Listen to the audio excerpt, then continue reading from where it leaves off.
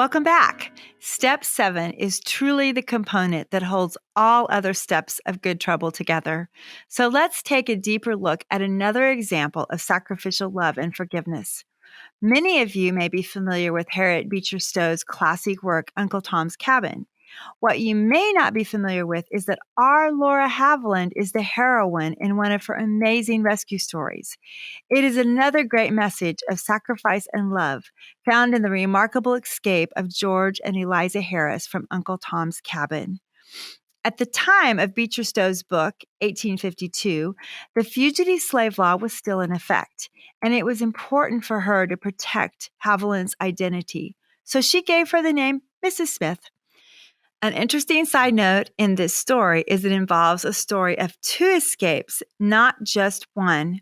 George makes a break and finds solace and clothing at the Zion Baptist Church in Cincinnati, where Laura provided suitable clothing for refugees on the run. But George decided to return to Kentucky to his slave master and developed an elaborate scheme to free his wife, Eliza, who was owned by another area slaveholder. This is how it played out. George first went to Eliza and explained his whole plan. George then returned to his master, where George spent months winning him over and regaining his trust. This is how he shared the scheme with Eliza ahead of time. I will go back to my master, give him the money, tell him I'm sick of my freedom, and beg him to take me back. Then I'll say, Eliza must be mighty mad.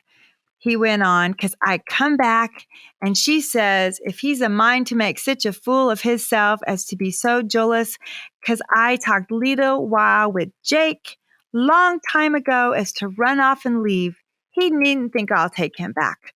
I wouldn't have nothing to say to him, never, and I'll quarrel about you too.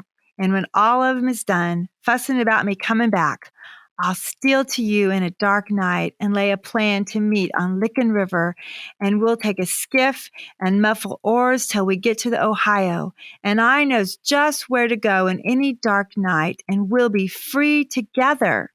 I tell you, Liz, I ain't got whole freedom without you. The plan was going smoothly. Before long, George's stories had been told far and wide among both blacks and whites. He had quite a reputation, a pet missionary, so to speak. Eliza's master finally believed George's conversion to be true as well, so he sent the hound home that he had kept on hand to drive George away. Months went by, and Liza played her dramatic role to perfection. She wanted to burn George's good clothes that he had left in her cabin before he ran away to the north. Her mistress exclaimed, "Oh, don't burn them. Can't you send him word to come and get them?" "I sends him no word. If he never gets 'em, I'd heap better give 'em to the hogs," Liza emphasized. Her mistress turned to another servant to send George word to come and take his trunk away. George, in no hurry, shrugged the message off. Months later, George got permission to visit his aunt 6 miles in the other direction from Liza's home, and Liza got permission to visit her friends 5 miles in the opposite direction of George's house. This was the plan. Both George and Liza would travel in the direction that each had told their masters they were going, and then both would head for Licking River. Liza went up the river while George traveled down the river until they met. George grabbed the first skiff with oars he could find, and they beat it down the Licking River. They made great time traveling during the night. When dawn broke, they had to hide their skiff and oars, only for it to be taken by a group of boys.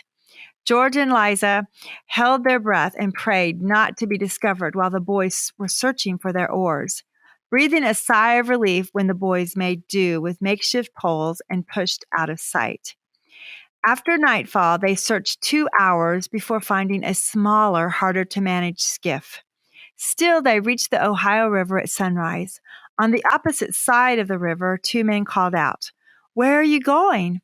"To market, sir," George replied. "What have you got?" "Butter and eggs, sir."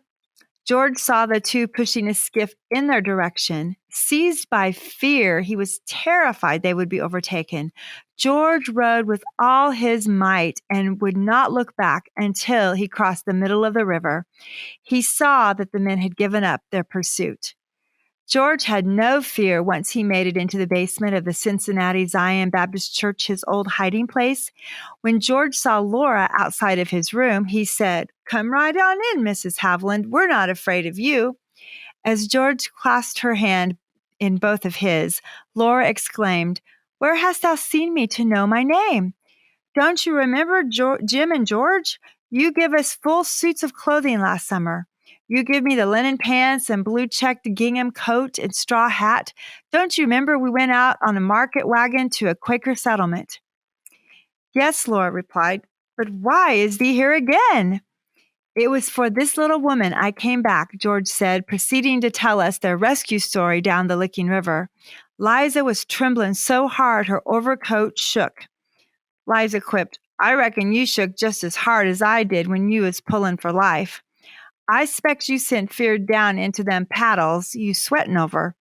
This called for a round of laughter, as freedom was close at hand.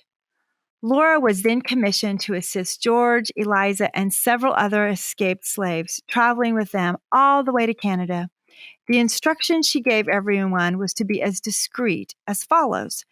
Don't tell a soul of going further than Toledo, Ohio, and say nothing further back than Cincinnati. Do nothing to stand out in the crowd. However, these instructions were not always heeded. One example of this was when George pointed to the telegraph wire, explaining to Eliza what it was. Jumping frantically as though she had just seen her master, they were very fortunate there were no strangers in sight, as her movement could have betrayed them. George continued to explain to her that these wires were harmless and that operators at each end transmitted messages and information over them. Yet Liza was not to be consoled until Laura confirmed his explanation. Poor Liza. There was a layover in Toledo, and Laura, having secured the remaining funds needed, they traveled from Toledo to Detroit and then further on to Canada. Hope began to rise as the boat made it past the middle of the Detroit River. Once past, Laura said to Liza, "There it is, the place thee has been hoping to reach, Canada." "No," Liza cried out, "it isn't, is it?" with a trace of hope and awe trailing off in her voice. "It is, certainly. It is a place where no slave owner can claim thee as a slave."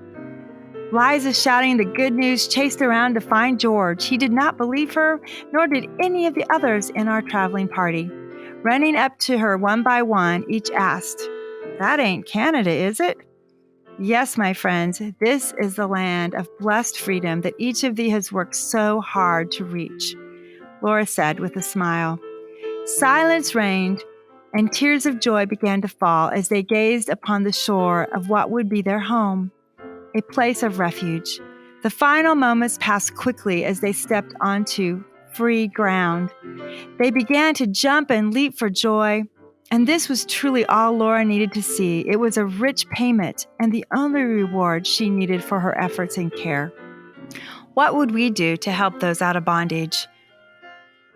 Is our first world experience so compartmentalized that we believe stepping out to make a difference belongs only to those who get paid to serve?